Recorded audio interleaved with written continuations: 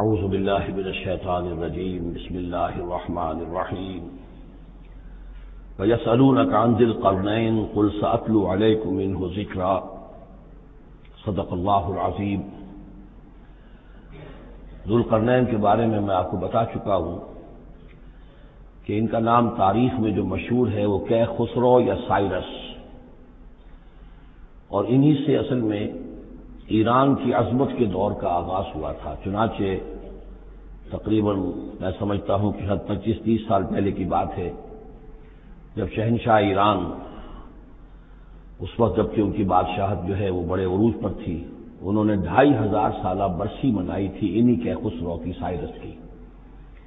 ان کی قبر جو ہے مقبرہ وہ دریافت ہو گیا تھا، اور وہاں پر ان کا ایک مجسمہ بھی دریافت ہوا تھا کھدائی پر۔ اس مجسمے میں وہ 2 لگے ہوئے تھے، سینگ بھی۔ اس موضوع پر سب سے پہلے مولانا ابوالکلام آزاد مرحوم نے، جو اپنی ترجمان القرآن کے نام سے انہوں نے مختصر ترجمہ اور تفسیر لکھی ہے، اس میں بڑے تفصیلی نوٹس لکھے ہیں۔ سب سے پہلے اہل علم کے حلقے میں ان کے بارے میں جو معلومات ہیں وہ ان کے ذریعے سے آئی ہیں۔ اب یہ تقریباً یونیورسلی ایکسیپٹڈ ہے۔ پھر سوال پیدا ہوتا ہے کہ ان سے کیا دلچسپی یہود کو تھی، تو وہ بھی سمجھ لیجئے کہ نبوکدنضر نے 587 قبل مسیح میں حملہ کیا تھا فلسطین پر، اور نبوکدنضر عراق کا بادشاہ تھا۔ اس مڈل ایسٹ کو ذہن میں رکھیے کہ میڈیٹرینین کے بالکل ساتھ ہے ملک شام، اور شام ہی کا ایک علاقہ فلسطین ہے۔ اس وقت جو ہے یہ فلسطین اور اسرائیل اور شرق اردن اور ویسٹ بینک اور لبنان، یہ سب مل کر جو ملک بنتے ہیں، در حقیقت یہ شام عرب ہے، یہ شام ہے۔ پھر اس کے مشرق میں یہ عراق عرب یا عراق ہے، اور اس کے مشرق میں پھر ایران ہے۔ تو عراق کا بادشاہ تھا جس نے حملہ کیا تھا، یروشلم پر تباہ و برباد کیا، اور ان کو قیدی بنا کر لے گیا۔ کیپٹیوٹی کا دور ان کا تقریباً 150 برس کا ہے۔ لیکن اس عرصے میں ایران میں یہ شخصیت ابھری، خسرو کی یا سائرس کی۔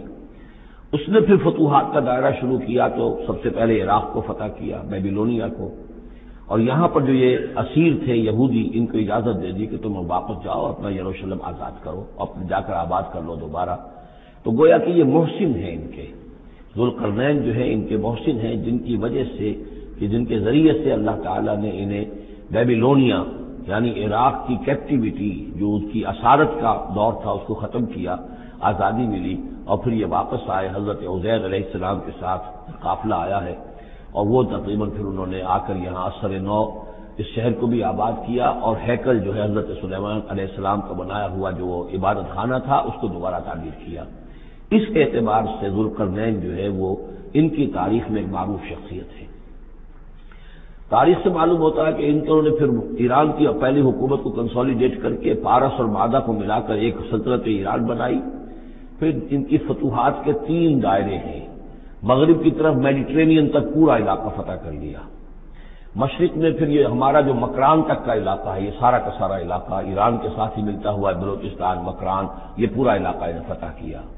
ایک مہم ان کی شمال کی طرف گئی، بحیرہ کیسپین جو ہے، اور ادھر سے جو وہ بلیک سی ہے، بحیرہ اسود، ان دونوں کے درمیان جو پہاڑی سلسلے ہیں، یہ شمال کی طرف جو ہے تیسری مہم گئی۔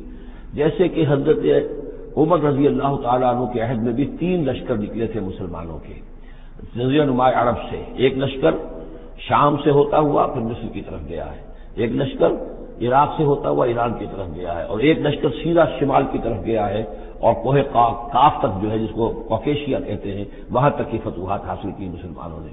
تو تقریباً یہی سمجھیے کہ ایک بلو پرنٹ تھا، جو کہ یعنی ہمارے اس دور خلافت راشدہ سے جو سمجھیے کہ لگ بھگ کوئی 2000 سال قبل جو ہے یہ واقعہ پیش آیا ہے، یا بلکہ اس سے کم، تو 1500 سال قبل یہ واقعہ پیش آیا ہے، اور یہ ذو القرنین جو ہے یہ یہاں پر ایک بڑی عظیم سلطنت کے بانی بنے ہیں۔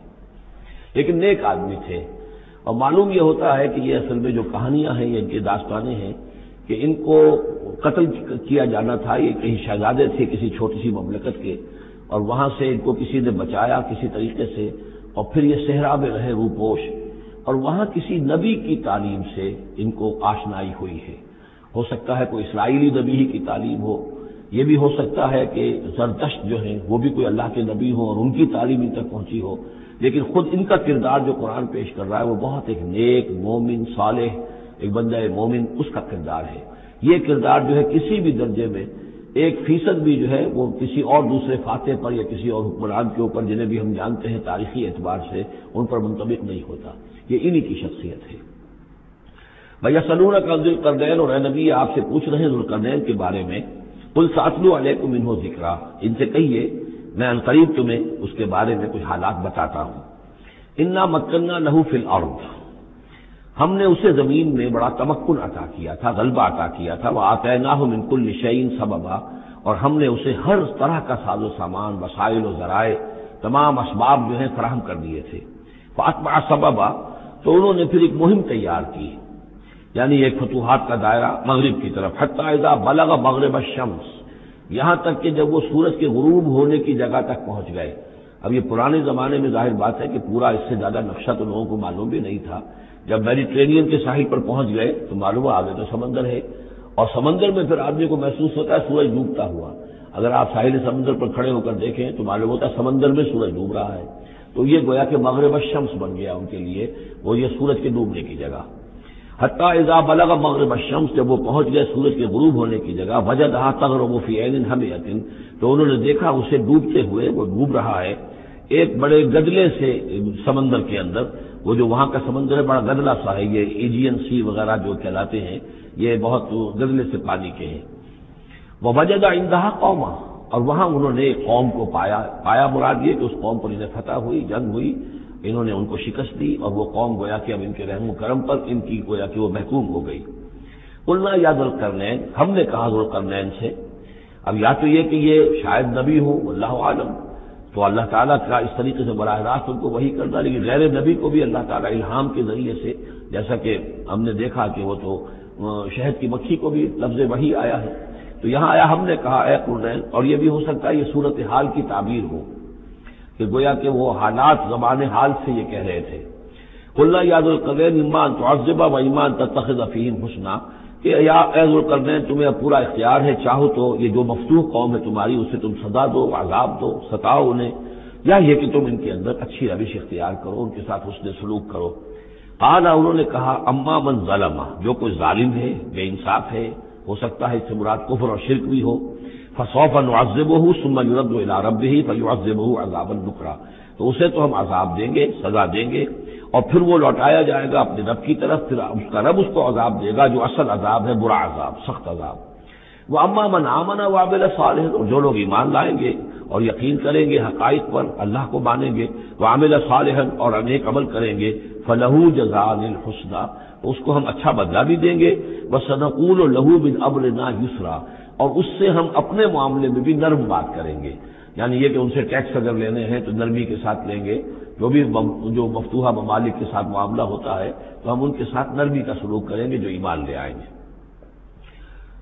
ثم اتبع سبابا، مغرب کی طرف سے فارغ ہو کر پھر اب یہ مشرق کی طرف گئے. پھر انہوں نے ایک اور مہم کا بندوبست کیا. حتی اذا بلغ مطلع الشمس، یہاں تک کہ جب وہ سورج کے طلوع ہونے کی جگہ تک پہنچ گئے. اب یہ جہاں تک تاریخی طور پر ثابت ہے وہ صرف مکران کے علاقے تک اتنی دور تک آئے ہیں، واللہ عالم. ہو سکتا ہے کہ مکران کے ساحل پر کھڑے ہو کر بھی انہیں محسوس ہوا ہو کہ مطلب یہ سورج جو ہے غروب ہو رہا ہے یا طلوع ہو رہا ہے وہاں سے.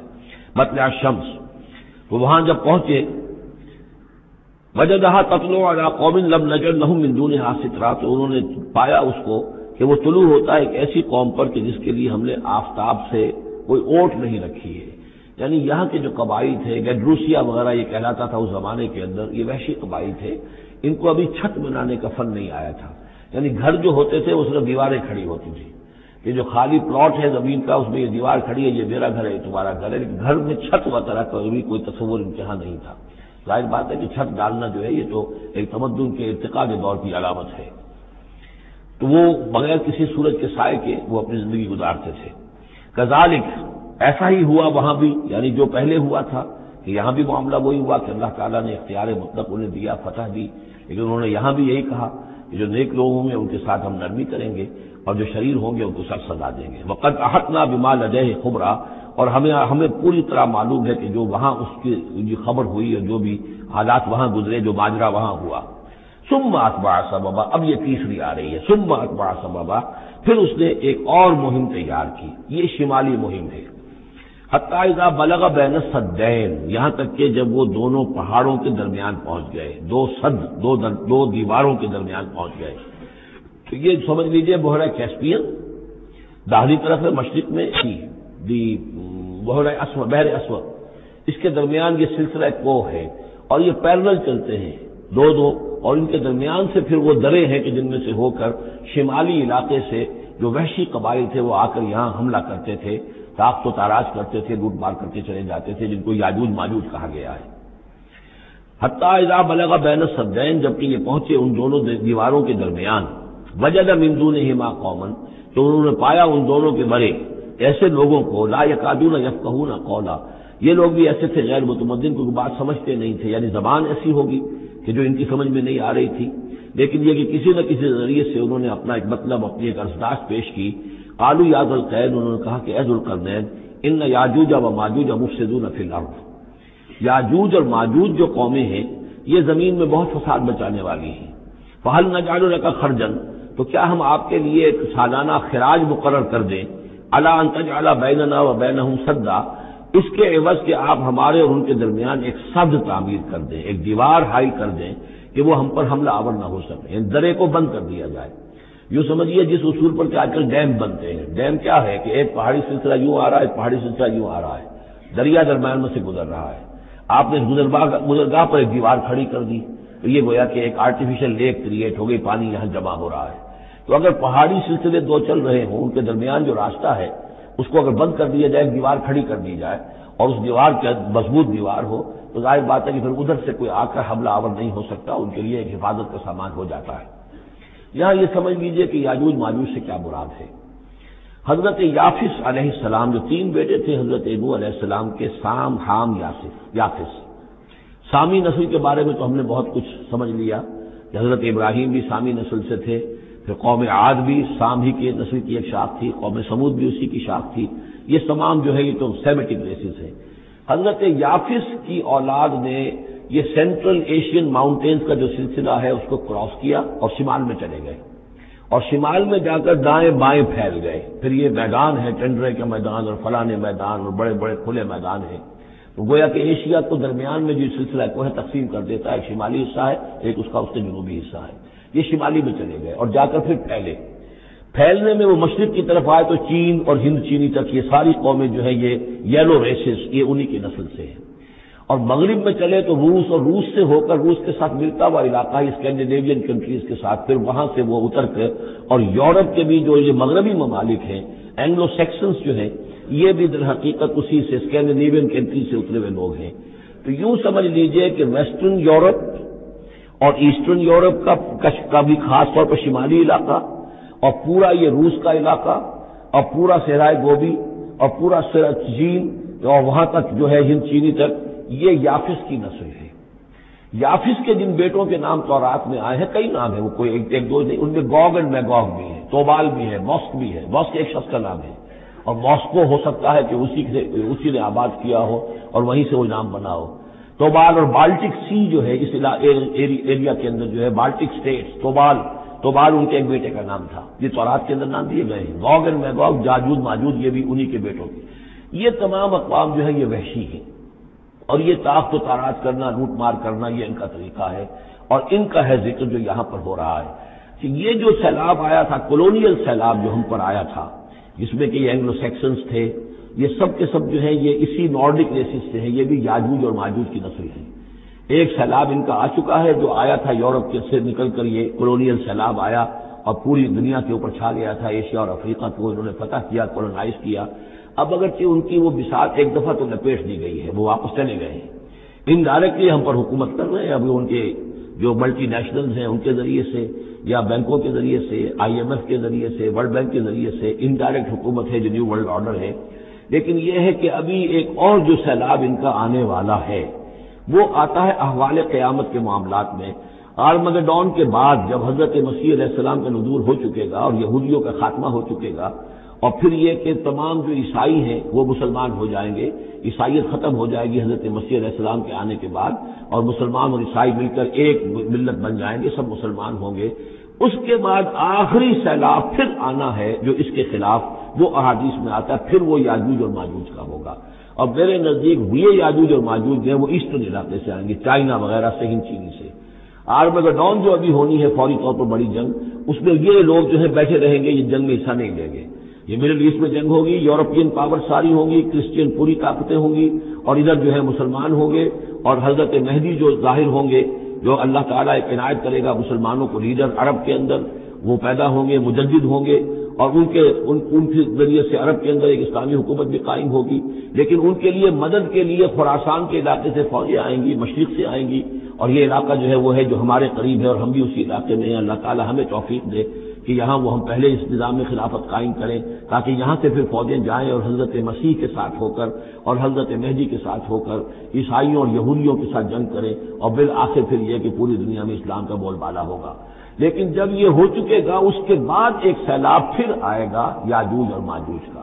تو یہ چونکہ پوری ایک سلسلہ ہے، ایک نسلیں ہیں اس کے اندر بہت سی، تو ان میں چونکہ تفصیلی اعتبار سے بہت سی باتیں جو ہے مختلف آراء بھی سامنے آئیں گی، تو میں نے جو رائے میری ہے وہ آپ کے سامنے بیان کر دی ہے۔ اس وقت بھی وہ یاجوج ماجوج تھے جو ان شمالی دروں سے آ کر حملے کرتے تھے۔ قالوا یا ذا القرنین ان یاجوج و ماجوج مفسدون فی الارض، وہ جو میں نے عرض کیا ہے کہ قیامت کے قریب بھی معاملہ ہوگا، یہ سورہ انبیاء کی آیات 97-98 ہے۔ حتی اذا فتحت یاجوج و ماجوج وهم من كل حدب ينسلون واقترب الوعد الحق فاذا هي شاخصة ابصار الذين كفروا۔ اب زیادہ دور نہیں، ہم سورہ انبیاء بھی قریب ہی آ رہی ہے، انشاءاللہ وہاں اس کو ہم پڑھیں گے۔ تو دو جگہ قرآن مجید میں یاجوج اور ماجوج کا ذکر ہے، ایک یہ جو قریب قیامت میں ان کا جو ظہور ہونے والا ہے، ایک اس وقت کا معاملہ یہ چھوٹا سا تھا کہ جو ذوالقرنین کے سامنے آیا ہے۔ تو کیا ہم آپ کے لیے ایک سالانہ خراج طے کر دیں تاکہ آپ ہمارے لیے یہاں ایک سد تعمیر کر دیں، ایک بند باندھ دیں یہاں پر؟ قال ما مکنی فیہ ربی خیر۔ اب دیکھیے ان کا کردار، ان کا مجھے جو کچھ میرے رب نے دے رکھا ہے، دولت دے رکھی ہے، مال دے رکھا ہے، وہ بہت بہتر ہے اس سے کہ جو تم مجھے پیش کر رہے ہو، مجھے خراج کی ضرورت نہیں ہے۔ ہاں تمہاری ایک ضرورت ہے، میں وہ پوری کر دیتا ہوں۔ فاعینونی بقوت، مجھے مین پاور فراہم کرو، باقی ساری سامان جو ہے میں فراہم کر لوں گا، لیکن بہرحال اس کو بنانے کے لیے، دیوار بنانے کے لیے اور دونوں پہاڑوں کے درمیان اتنی بڑی جو سد تعمیر کرنے کے لیے جو مین پاور چاہیے، اعینونی بقوت، تو محنت کے ذریعے سے، مین پاور کے ذریعے سے میری مدد کرو۔ اجعل بینکم و بینہم ردما، میں ان کے اور تمہارے درمیان ایک موٹی دیوار بنا دوں گا۔ آتونی زبر الحدید، لاؤ میرے پاس تختے لوہے کے۔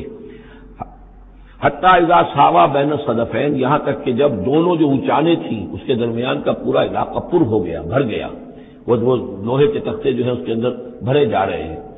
حتی اذا ساوا، برابر کر دیا دونوں پھانکوں تک پہاڑ کی، قال انفخوا، اب ان کا کہ آگ جلاؤ اس کے نیچے، وہ دہکا دی بھٹی جس سے کہ اب وہ لوہا گرم ہوا اور لوہے کی تختے جو ہیں وہ گرم ہو گئے۔ حتی اذا جعلہ نارا، جبکہ وہ سارے کے سارے لوہے کے جو تپ گئے خود اور سرخ ہو گئے۔ قال آتونی افرغ علیہ قطرہ، تو کہا لاؤ میرے پاس پگھلا ہوا تانبا کے لوا، اس کے اوپر انڈھیل دوں۔ تو اس طریقے سے گرین فورس کنکریٹ سے بھی 10 گنا سمجھیے مضبوط شے انہوں نے بنا دی کہ اس میں لوہا اور پھر لوہا سیسا یا تانبا پلایا ہوا، تو اس طریقے سے ایک بڑی مضبوط دیوار قائم کر دی۔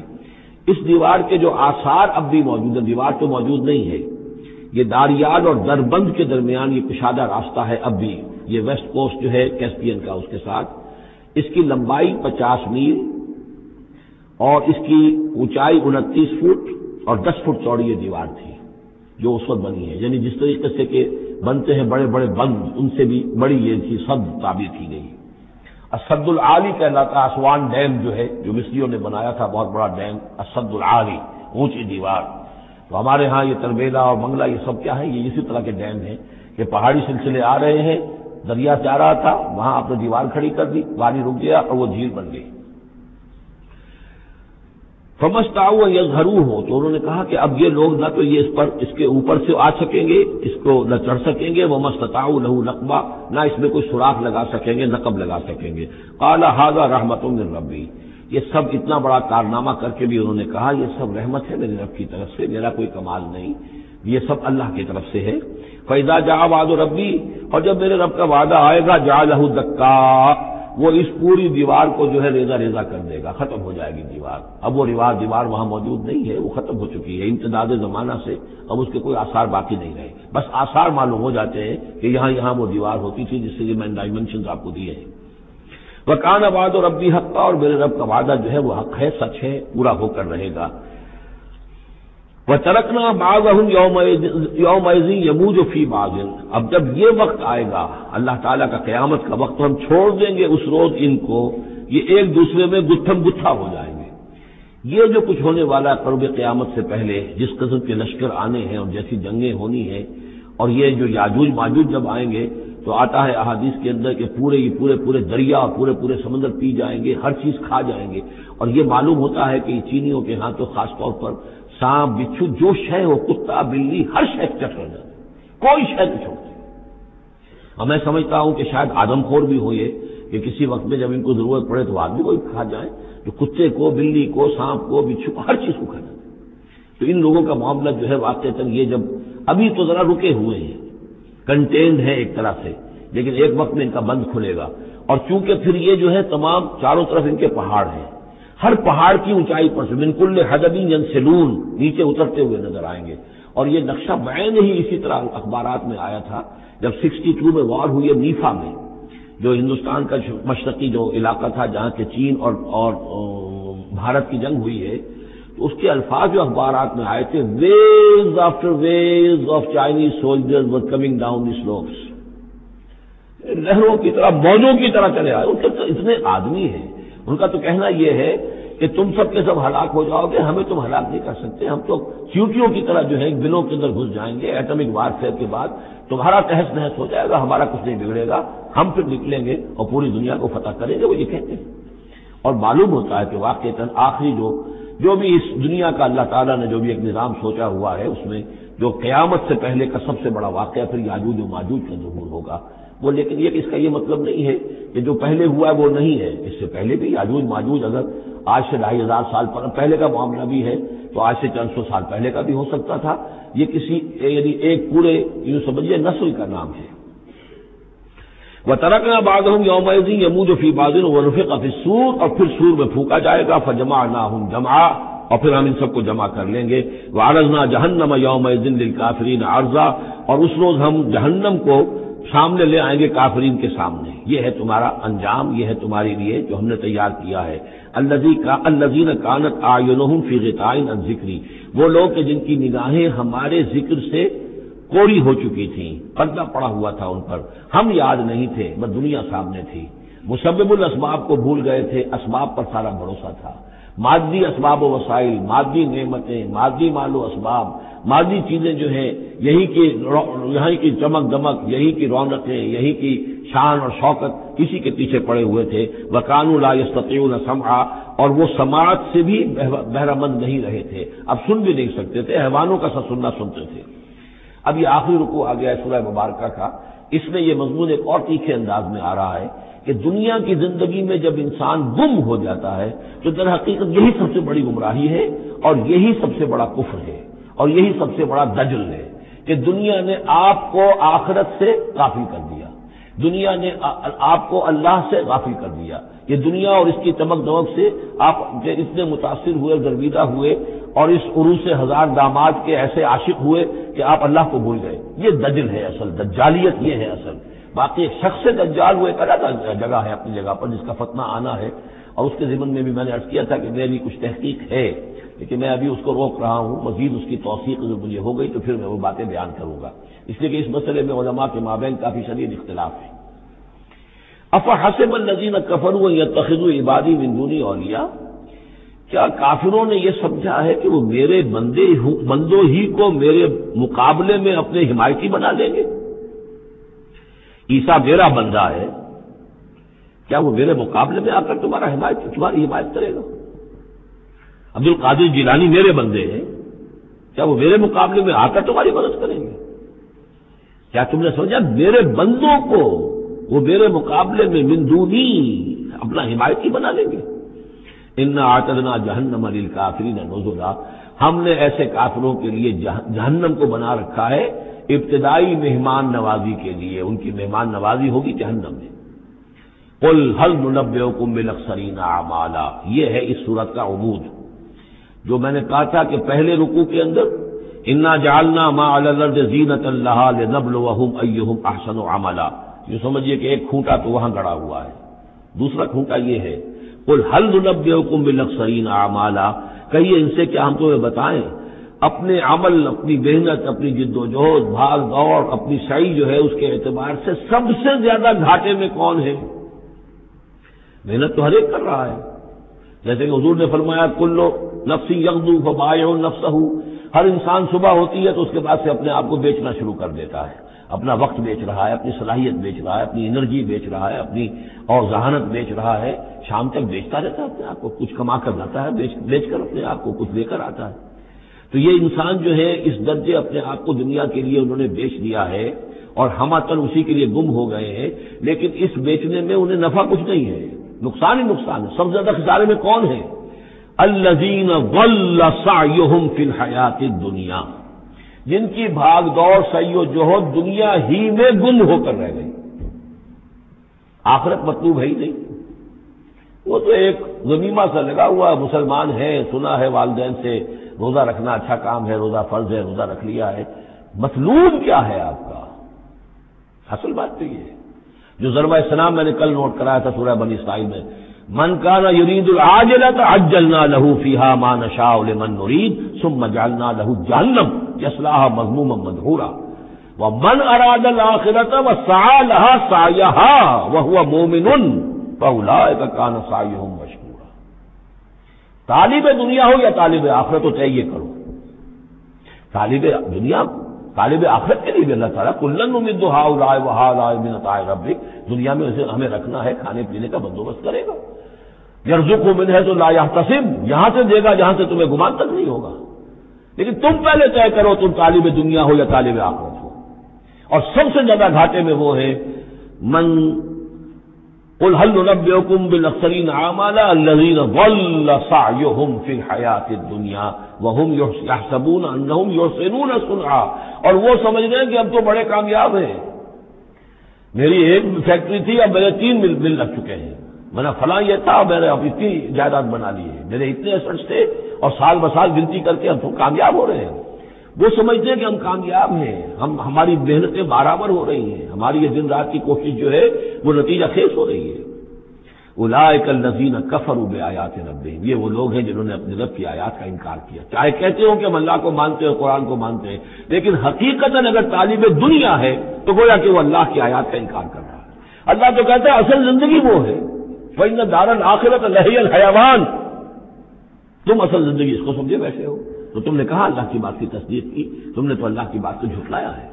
اولئک الذین کفروا بآیات ربہم ولقائہ وحبطت اعمالہم، یہ جو جھوٹی پھوٹی کوئی نیکیاں کرتے ہو اپنے دل کی تسلی کے لیے، جھوٹے تسلی دینے کے لیے، کوئی مسلی کھلا دیے، کوئی غریبوں کا کام ہو گیا، کوئی کسی کے لیے یہ کام، یہ نیکیاں ہمارے ہاں قطعاً کی کوئی حیثیت نہیں، ان کے سارے اعمال اس قسم کی نیکیاں حبط ہو جائیں گی۔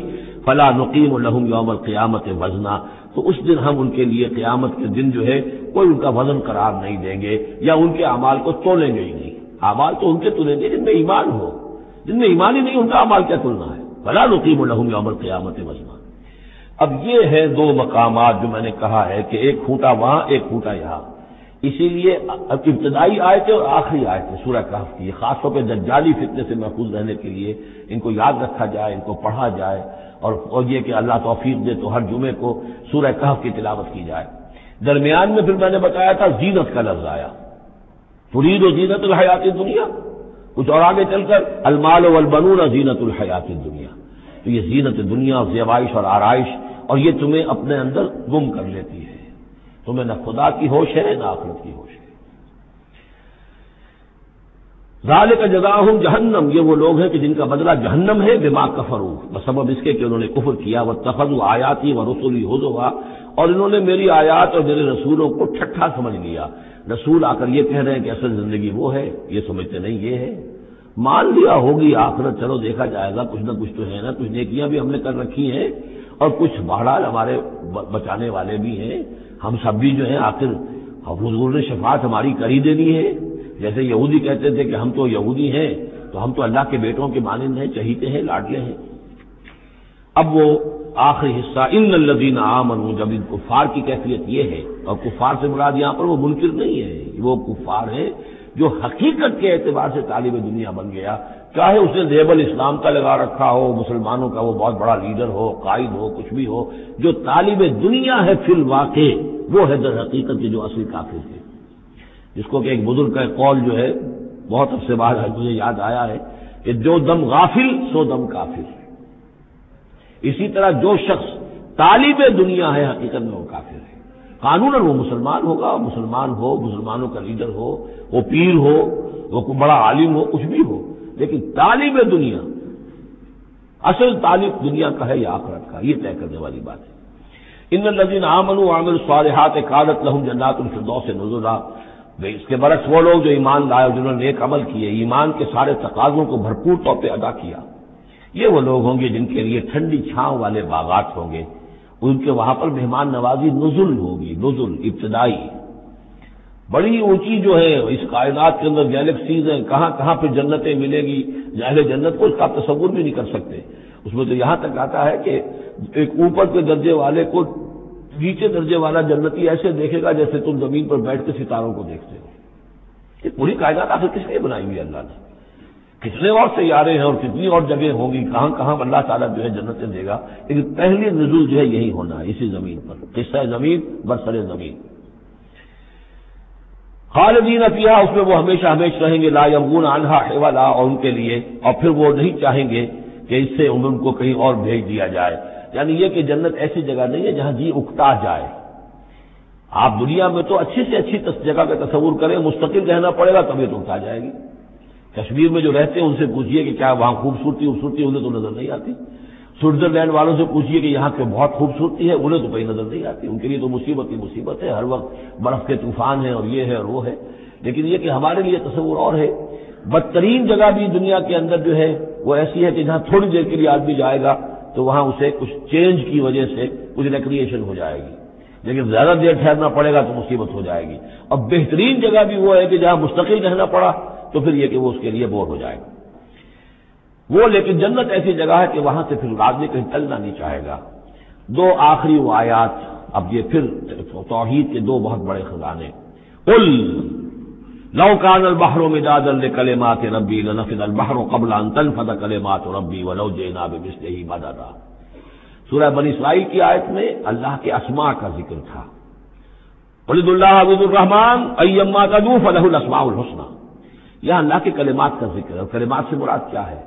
اللہ کی ہر شے جس نے پیدا کی ہے اس کے ایک کلمہ کن کا ظہور ہے، کل مخلوقات اس کے کلمات ہیں۔ تو کیا کوئی انسان ہے جو اللہ کی جملہ مخلوقات کا احاطہ کر سکے؟ اگر اس زمین کے سارے درخت اگر اس زمین کا پورا سمندر جو ہے وہ سیاہی بن جائے اپنے رب کے کلمات کو لکھنے کے لیے، سمندر ختم ہو جائے گا لیکن اللہ کی کلمات ختم نہیں ہوں گے، چاہے اتنی ہی اور بھی اس کے لیے سمندر لے آئیں سیاہی بنا کر۔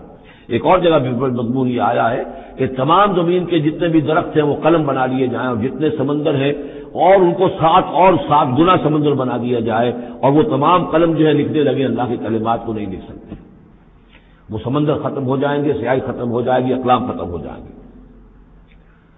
وَلَوْ أَنَّ مَا فِي الْأَرْضِ شَجَرٌ وَأَقْلَامٌ، یہ الفاظ آئیں گے انشاءاللہ تعالی۔ قل لو كان البحر مدادا لكلمات ربي لنفد البحر قبل ان تنفد كلمات ربي ولو جئنا بمثله مددا۔ اور آخری آیت وہاں اللہ تعالی کی شان، قل الحمد لله الذي لم يتخذ ولدا ولم يكن له شريك في الملك ولم يكن له ولي من الذل وكبره تكبيرا۔ اب شکل کیا ہوتی ہے شرک میں؟ یا تو اللہ کو اوپر سے اتار کر نیچے لے آتے ہیں، انسانوں کی صف میں، مخلوقات کی صف میں کھڑا کر دیا، یا انسانوں میں سے کسی کو اٹھا کر اور خدا کے برابر کر دیا، وہاں اس کی نفی ہے، اللہ کا بلند مقام۔ یہاں انسانوں کو کہیں خدا کے برابر شریک نہ کر دو، یہاں فرمایا قل انما انا بشر مثلکم، اے نبی کہہ دیجئے میں بھی تمہاری طرح کا ایک انسان ہوں۔ یوحا الی انما الہکم الہ واحد، مجھ پر وحی کی جا رہی ہے کہ تمہارا الہ ایک ہی الہ ہے، اکیلا ہے۔ فمن کان یرجو لقاء ربہ، تو دیکھو جو کوئی بھی اپنے رب سے ملاقات کا امیدوار ہو، فلیعمل عملا صالحا، اسے عمل کرنے چاہیے نیک، ولا یشرک بعبادت ربہ احدا، اور اپنے رب کی عبادت میں کسی کو شریک نہیں کرنا چاہیے۔ عبادت خالص اللہ کی ہو، توحید عملی، لا تعبدوا الا اياه، قضى ربك الا تعبدوا الا اياه وبالوالدين احسانا. یہ کہ جیسے حضرت مسیح کو خدا بنا دیا یا فرشتوں کو خدا کی بیٹیاں بنا دیا، یا جیسے ہمارے ہاں بھی میں نے آپ کو شعر سنایا تھا، وہی جو مستوی عرش تھا خدا ہو کر اتر پڑا وہ مدینے میں مصطفیٰ ہو کر، اب محمد الرسول اللہ صلی اللہ علیہ وسلم کو خدا بنا دیا، یا یہ کہ حضرت علی کو خدا بنا دیا. ہر چند علی کی ذات نہیں ہے خدا کی ذات، لیکن نہیں ہے ذات خدا سے جدا علی. اور غالب صاحب کہتے ہیں کہ مشغول حق ہوں بندگی ابو تراب میں جب حضرت ابو تراب حضرت علی کی بندگی کرتا ہوں تو میں گویا کہ در حقیقت اللہ کی بندگی کر رہا ہوں. اور یہاں آغا خانیوں میں جو ہے 10 اوتار ہیں حضرت علی، 9 اوتار ہندوؤں کے پہلے تھے، 10ویں اوتار حضرت علی ہے. یہی کچھ ہوتا ہے. قل انما انا بشر مثلكم يوحى الي انما الهكم اله واحد فمن كان يرجو لقاء ربه فليعمل عملا صالحا ولا يشرك بعبادة ربه احدا. اب آئیے سورہ مریم. بسم اللہ الرحمن